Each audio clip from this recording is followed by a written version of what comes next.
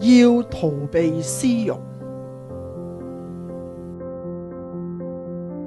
你要逃避少年嘅私慾，同那清心禱告主嘅人追求公義、信德、仁愛、和平。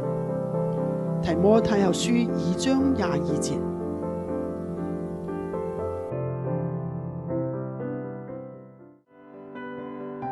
叫人懂得棄惡擇善嘅主。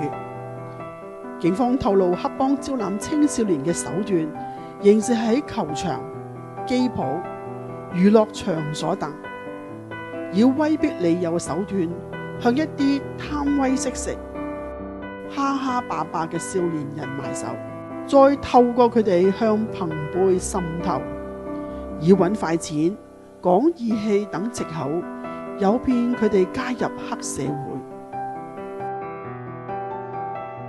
主啊，身為作父母或者作教導嘅，都要加倍警醒。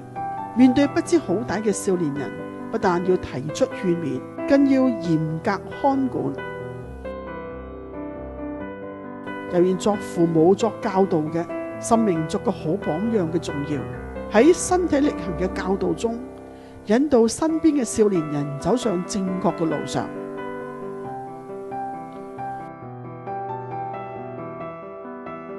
使人歸正，教導人學義嘅主，求主幫助所有少年人，不要找藉口讓自己進入私慾裏，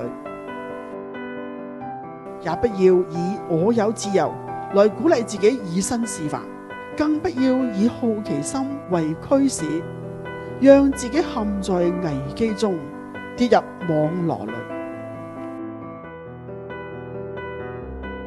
主啊，求你幫助少年人心中有真理，叫佢哋能夠勝過一切嘅歪念，遠離惡事。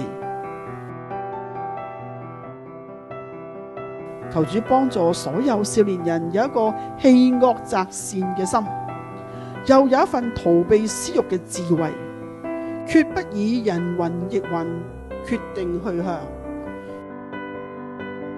眾人以為美嘅事必定會留心，警醒觀察，才會作出決定。